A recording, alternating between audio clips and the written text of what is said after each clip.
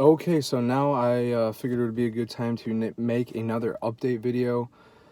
Since my last video, I have since completed orientation, shadow day, and LLV training, and I actually did day one of Carrier Academy today, but I will make a whole new video about that after I complete that, hopefully this weekend. So anyway, I'll get on with the orientation. Once I accepted the job, it took 10 days to get an orientation email. I accepted the job, or 9 days. I accepted the job on a Wednesday. Got the orientation email 9 days later on Friday. The orientation was then for 10 days. 10 days later on Monday.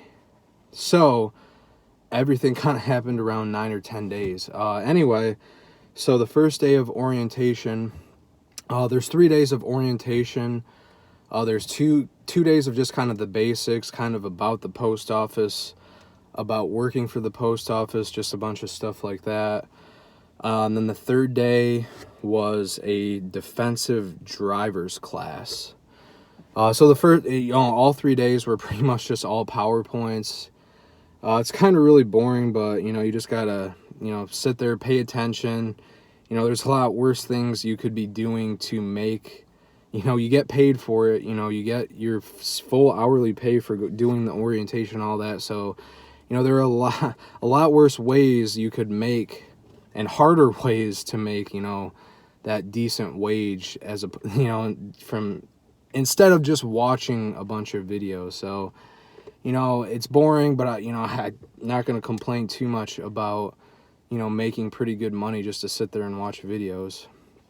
It's definitely the easiest money you'll make during your time at the post office. So yeah, just get through it. It's tough.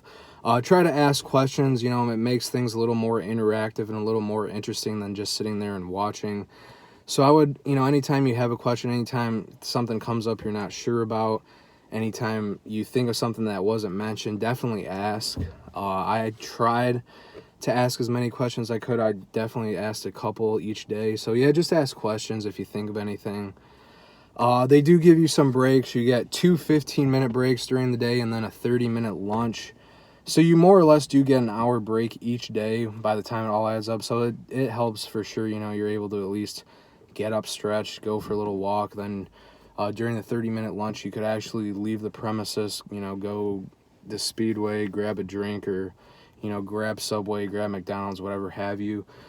So you're not just sitting there, the whole time just in a seat, just watching. You at least get to move around a little bit. So yeah, the first 2 days were just kind of the basics. It was more so about actually working for the USPS, just kind of like that, being an employee of the United States Postal Service, just more or less like that. The third day, which was defensive driving class, they just kind of teach you safety, proper techniques. There'd be a lot of scenarios they'd show you of, they'd give you a scenario and then they tell you how you could have avoided that scenario. So let's say you got in a crash by doing something, then they would show you, well, you could have done this instead and that would have avoided the crash. So just scenarios like that.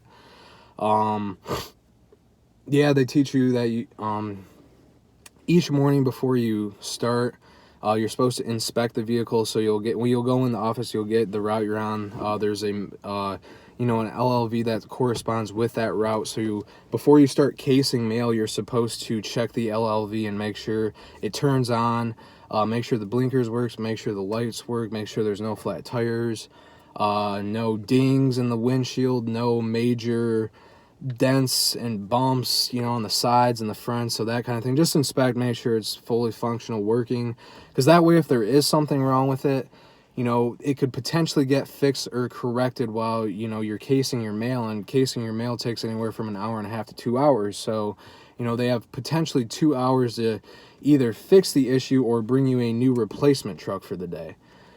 So that was the third day. So I got lucky and I was scheduled to do my one-on-one LLV training on Friday. So I got this all done in the same week, which was super convenient.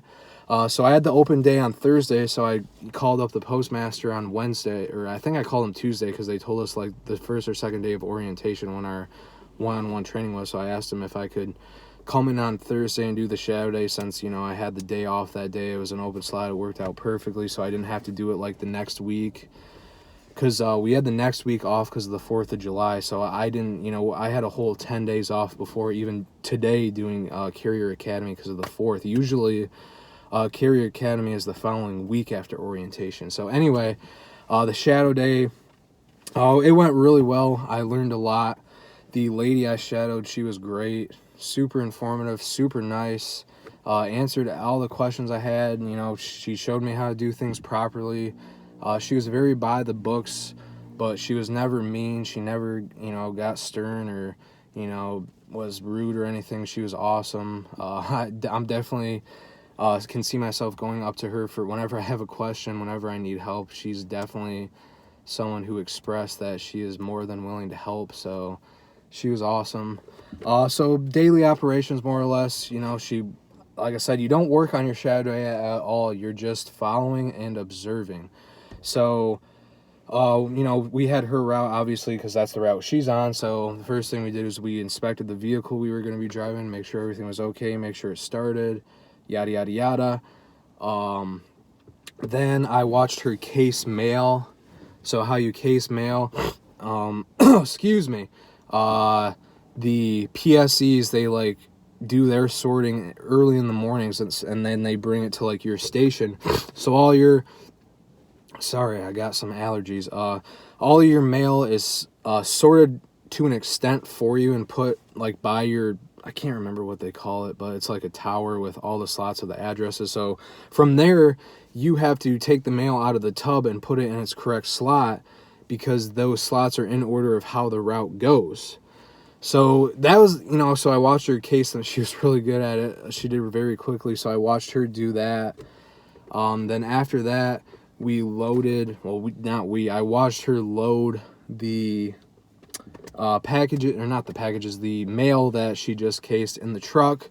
After she did that, we then went and got, they have, at least in my office, there were like these big like metal cages that it had her route number and then all the packages that were on her route. So she wheeled that out to the truck. She then scanned each package in before she loaded it in the vehicle, because when you scan the package in, it gives you like a number, and that number is the order that they're delivered in. So that's really helpful. You want to make sure when you're doing this on your own, you want to scan in each package before you load it in the morning, because it's going to tell you the order that it goes in. Because if you don't have those numbers on the packages, you're going to be lost. It's going to be almost impossible to know where they go. Now, she said she usually doesn't do it just because she works the route. You know, she knows it. She works that route every day. She knows like the addresses by heart. You know, she can see the name and know exactly where it's going. So I'm obviously not going to, or I'm not, you're not, any CCA is not going to be able to do that, because the CCA is going to have a new route every single day. And depending on how big your office is, you know, you might work one route and not work that route again for a month, you know, 2 months, I don't know, whatever. It could be a long time. So my office has 34 routes. So, you know, I did her route with her. I might not work her route again for, you know, months. So, you know, you want to scan each of those packages in so you have those numbers, because that's the order that it's going to go in. Not only do they get a number, they also get a zone number. There are 6 zones, at least on her route. I don't know if that's like that for every route, but so there was a big zone number. So there was like, you know, let's say 10 packages on zone 1, then there would be another, like, I believe it was a 3-digit number. So it'd be like 009, 012, 019, 025. So it'd go in order. So at least you know that 007 is first, and then, you know, 011 is next, so you could at least know the order that they go in. But then you have to remember, you know, basically when you're at that house, that, oh, this is where the package is going. I could see that being pretty tough at first, because, you know, you got to remember their regular mail, and then it's like, oh crap, they have a package as well. So that's going to be a little, I don't think it'll be hard to keep track of, but it'll be a little bit challenging at first. You just got to do your multitasking, remember. So that's why at least I'm going to focus on that one package. Okay, my first package is going to 123 Main Street. So I know as soon as I get to 123 Main Street, oh, they have a package. Then, oh, the next package is, 412 Pleasant View Park. So it's just like you got to just have that package in your head as you're delivering the actual mail, because obviously not every house is getting a package. So I could see that being pretty tough at first. So yeah, shadow day, I just, you don't work on your shadow day. I just followed her around all day. When she had a walking route, I'd get out of the car, get out of the LLV and walk up to the house with her.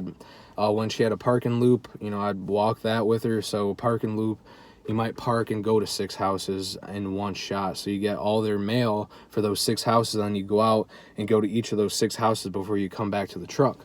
So I followed her doing that. Just followed her all the way around. So it went really well. Like I said, she was super nice, super informative, really encouraging. So yeah, she was great. And then that was the shadow day. Like I said, I had fun. It's really hot out, so that was the only problem. It's really hot in those LLVs. I think it was like 85 degrees, and that's not even as hot as it's been. So I guess I kind of got a cooler day, because in the last few weeks here, it's been in the 90s. So yeah, next day on Friday was like one-on-one LLV training. I was somewhat nervous going into it. Not to brag, but I am actually a really good driver. I've never been in an accident. I've never had any tickets, no speeding tickets, no accidents. So, I'm confident in my driving abilities. But, I was worried because the steering wheel's on the right side. Obviously, we drive on the left. I've always driven cars, and the LLV is kind of like a truck. So I've never even driven a pickup truck before. So I was a little nervous in the sense that this is a totally different style vehicle that I'm used to driving. So those two things kind of had me a little nervous. But I picked it up pretty fast. It didn't really, I was able to kind of just go in there and just kind of do things.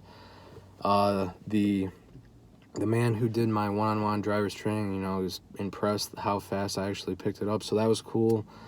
I didn't have problems with it.